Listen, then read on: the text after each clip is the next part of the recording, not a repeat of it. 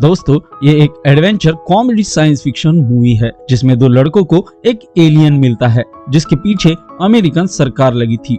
फिर ये दोनों अपनी जान की बाजी लगाते हुए उस एलियन को बचाते हैं। मैं बात कर रहा हूँ साल 2011 में आई हुई पॉल मूवी की। तो दोस्तों, अगर आपने अभी तक चैनल को सब्सक्राइब नहीं किया है तो प्लीज आप इसे सब्सक्राइब कीजिए और बढ़ते हैं मूवी के एक्सप्लेनेशन की तरफ। मूवी की शुरुआत में हमें 1947 का वक्त दिखाया जाता है जहाँ एक घर में रेडियो पर न्यूज चल रही थी। तभी रेडियो की फ्रीक्वेंसी चली जाती है और एक कुत्ता उस रेडियो को बंद करता है। इस कुत्ते का नाम होता है पॉल। पॉल अब घर के दरवाजे के पास आकर भौंकने लगता है और कुछ देर बाद वो घर से बाहर आता है। पॉल अब आसमान की तरफ देखकर रुक जाता है।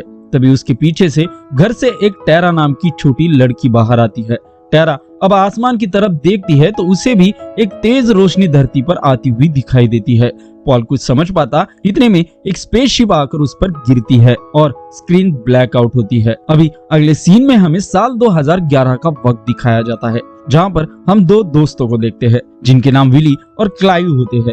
ये दोनों यूके से अमेरिका घूमने के लिए आए थे। स्पेशली अमेरिका के एरिया 51 नाम की जगह देखने आए थे क्योंकि इन्होंने सुना था कि एरिया 51 नाम की जगह पर कई बार यूएफओस और एलियंस को देखा गया है। एलियंस के अस्तित्व पर ये दोनों भी बहुत ज्यादा विश्वास करते थे। इतना ही नहीं, इन्होंने उस पर अपनी खुद की एक नोवेल भी पब्लिश की थी। ये घूमने के लिए एक आरवी रेंट पर लेते हैं और अपने सफर पर निकल पड़ते हैं। इन्हें अमेरिका में घूमते हुए बहुत मजा आ रहा था। रास्ते में ये दोनों एक बार पर रुकते हैं जहाँ क्लाइव बाथरूम जाता है और विली वही बैठा था कि तभी इस बार में दो आदमी हंसते हुए आते हैं। उन्हें हंसता हुआ देखकर विली भी हंसने लगता है। विली को हंसता हुआ देख उस आदमी को लगता है शायद विली उस पर ही हंसा, इसलिए वो विली को गुस्से में पूछता है कि क्या वो उस पर हंसा है। विली बेचारा बहुत डरा हुआ था, वो कुछ भी नहीं बोलता। इतने में क्लाइव बाथरूम से वापस आता है और ये दोनों तुरंत वहाँ से निकल जाते हैं और अपनी गाड़ी में बैठकर जाने लगते हैं। पर क्लाइव गाड़ी को रिवर्स ले रहा था। उस समय उनकी गाड़ी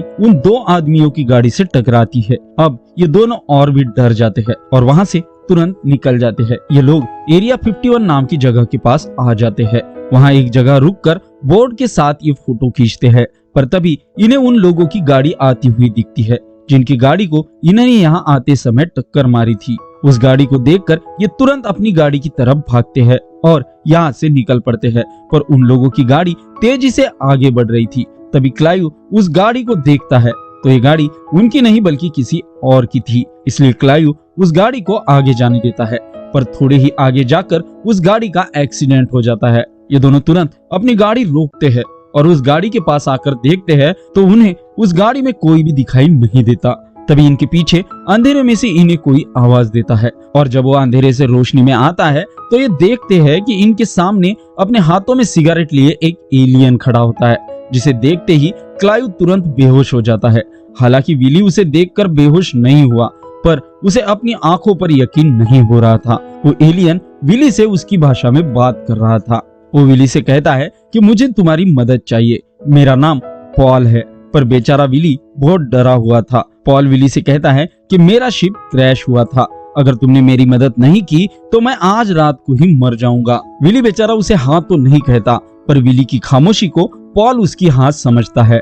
फिर ये दोनों क्लाइव को उठाकर गाड़ी में डालते हैं और यहाँ से निकल पड़ते हैं। रास्ते में पॉल विली को बताने लगता है कि मेरा शिप 1947 में क्रैश हुआ था, फिर मुझे गवर्नमेंट ले गई थी। पर विली को अभी भी यकीन नहीं हो रहा था कि एक एलियन उसके सामने बैठा उसकी भाषा में बात कर रहा है। पॉल उसे कहता है कि मुझसे घबराने की जरूरत नहीं है, तुम सामने ध्यान दो और नॉर्थ की तरफ चलते रहो, क्योंकि पॉल गवर्नमेंट की कस्टडी से भागा था और वहां से भागने में उसकी मदद वहां के एक ऑफिसर ने की थी जो कि पॉल का बहुत अच्छा दोस्त होता है। पर जैसे ही पॉल के भागने की बात उन्हें पता लगी तब से गवर्नमेंट ऑफिसर उसे ढूंढने में लगे हैं। हालांकि पॉल जब से उसका शिप क्रैश हुआ तब से यानी कि 64 साल तक उनके साथ काम करता था। उसने अपने पास की सारी इंफॉर्मेशन उनके साथ शेयर की थी। पर गवर्नमेंट का काम होने के बाद वो उसे मार कर उसके बॉडी पर रिसर्च करने वाले थे और जैसे ही ये बात पॉल को पता चली वो वहां से तुरंत भाग गया। इतने में क्लाइव होश में आता है, जिसे अब भी यकीन नहीं हो रहा था उसके सामने एक एलियन बैठा उससे बात कर रहा है। वो पॉल से पूछता है कि तुम कौन से ग्रह से आए हो। तो पॉल उसे अपने ग्रह का नाम T908 बताता है जो कि एंड्रोमेडा गैलेक्सी में होता है। इधर पॉल की एक्सीडेंट हुई गाड़ी के पास एक डिटेक्टिव आता है। उसे वहां पर पॉल नहीं मिलता, पर इनके आरवी के टायरों के निशान दिखते हैं, जिससे वो समझ जाता है कि पॉल को कोई अपने साथ लेकर गया। ये बात वो तुरंत रेडियो पर बताता है। तो दूसरी तरफ से उसे एक औरत बात कर रही थी। वो जॉन से कहती है, मैं आगे हाईवे पर 2 नए ऑफिसर को भेजती हूँ, तुम तुरंत उनके पास पहुंचो। अब इन लोगों को उस औरत ने भेजे हुए 2 ऑफिसर दिखाई देते हैं। ये दोनों पॉल को छुपाने के लिए जगह ढूंढ रहे थे। इतने में पॉल अचानक से गायब हो जाता है।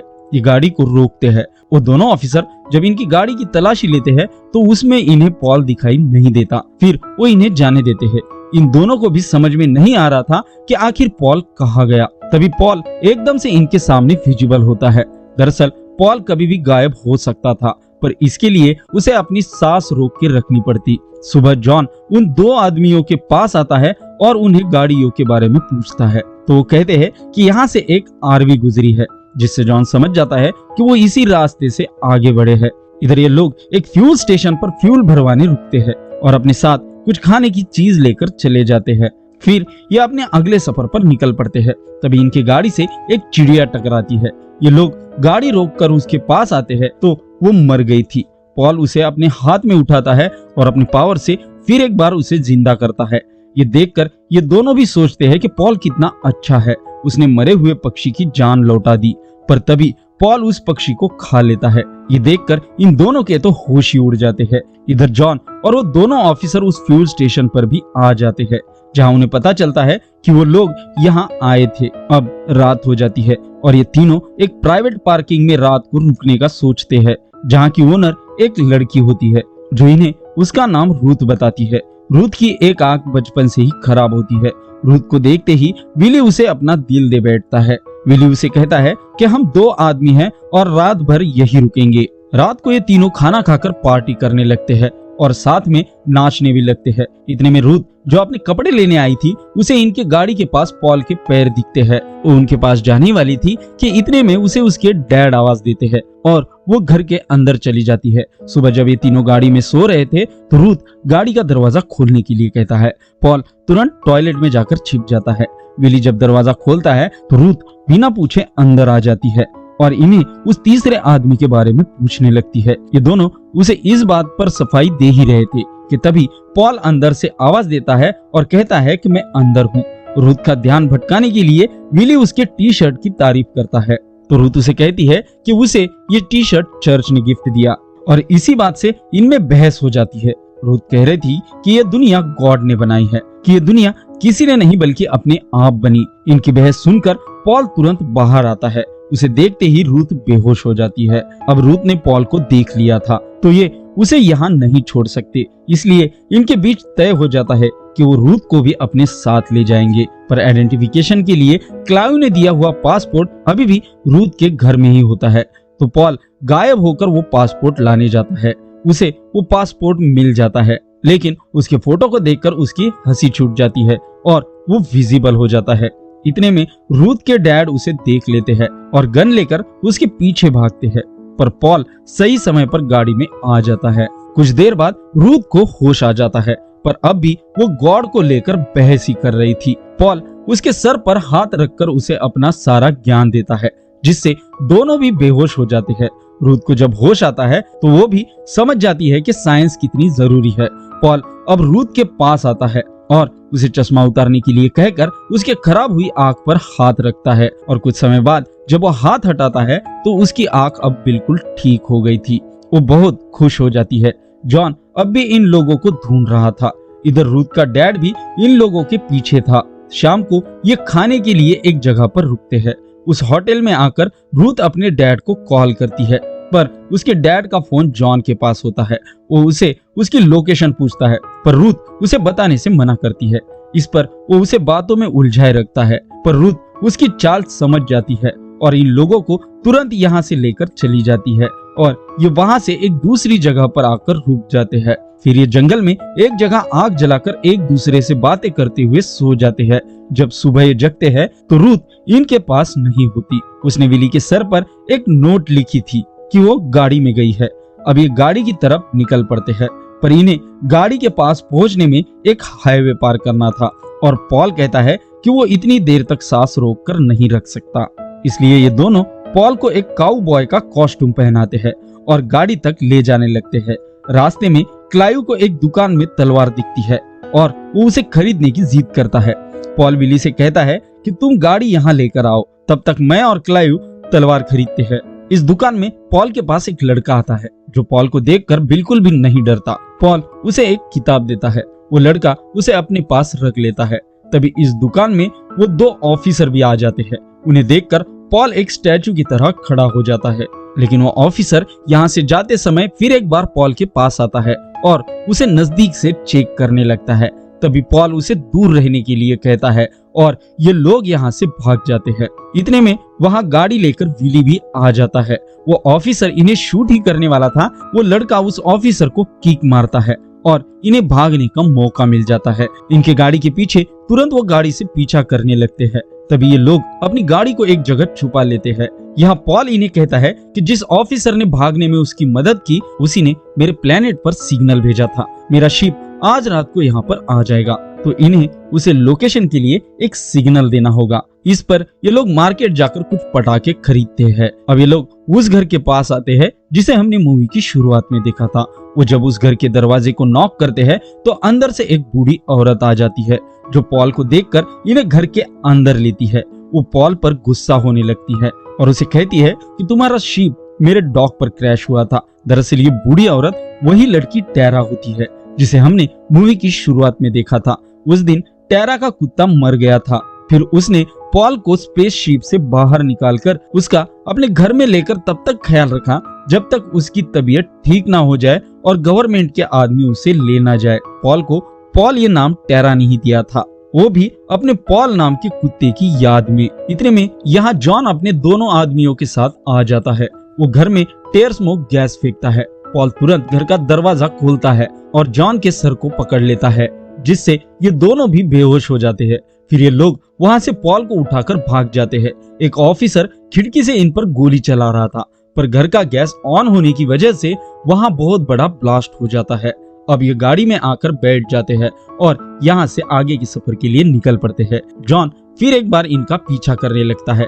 उसे अपनी बॉस का कॉल आता है जो उसे कहती है कि तुमने अगर 15 मिनट में उसे नहीं मारा तो मैं आ जाऊंगी। इधर ये लोग एक पहाड़ी पे आते हैं और पॉल की स्पेसशिप को सिग्नल देने के लिए पटाखे जलाते हैं। पटाखों को देखकर जॉन गाड़ी को रोकता है और एक बड़ी गन लेकर इन्हें ढूंढने के लिए निकल पड़ता है। अब इन लोगों को आसमान से आती हुई रोशनी दिखती है और ये लोग उसे स्पेसशिप समझ रहे थे, पर ये एक हेलीकॉप्टर होता है।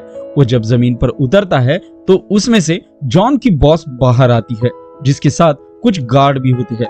तभी इनके पीछे से जॉन भी आ जाता है, जो पॉल को आवाज देते हुए गोली चलाता है, पर गोली पॉल के नजदीक से गुजरते हुए उस औरत के गार्ड के पैर में जाकर लगती है। दरअसल जॉन ही वो आदमी होता है जिसने पॉल को वहां से भागने में मदद की थी। जॉन उस औरत के साथ आए सारे गार्ड को मार देता है। वो जब उसे भी शूट करने वाला था कि इतने में वो औरत ही जॉन पर गोली चलाती है, जो उसके कंधे पर लगती है और उसकी गन छूट जाती है। इतने में टैरा उसके मुंह पर पंच मारती है, जिससे वो वही बेहोश हो जाती है। रूथ के डैड वहां आते हैं और वो गुस्से में पॉल पर गोली चलाते हैं, पर विली पॉल को साइड में करता है, जिससे वो गोली विली को लग जाती है। विली की मौत से सब दुखी होते हैं। तभी पॉल उसके पास आता है और उसके छाती पर हाथ रखकर उसे जिंदा करने लगता है। धीरे धीरे विली के छाती से वो घाव मिटने लगता है और वैसा ही घाव पॉल की छाती पर बनने लगता है। फिर जैसे ही विली को होश आता है, वैसे पॉल दूर जाकर गिरता है, जो बेहोश हो गया था। विली पॉल को थैंक्स कहता है। वो औरत फिर एक बार इन पर गन ताने शूट करने ही वाली थी कि तभी पॉल का स्पेसशिप उस पर ही लैंड करता है। स्पेसशिप आते ही पॉल एक एक करके सबको थैंक्स और बाय कहता है। वो जाते समय टैरा को भी अपने साथ चलने के लिए कहता है। टैरा भी उसकी बात मान लेती है, क्योंकि अब उसका यहाँ कुछ भी नहीं बचा था। वो आखिरी बार इन दोनों से गले मिलता है और स्पेसशिप में जाकर बैठ जाता है। पॉल के स्पेसशिप को उड़ता हुआ दिखाते हुए ये मूवी भी यहीं पर खत्म हो जाती है। यदि आपको ये मूवी पसंद आई तो वीडियो को लाइक करें और ऐसे ही और भी साइंस फिक्शन मूवी के लिए हमारे चैनल को सब्सक्राइब करें। मिलते हैं अगली वीडियो में।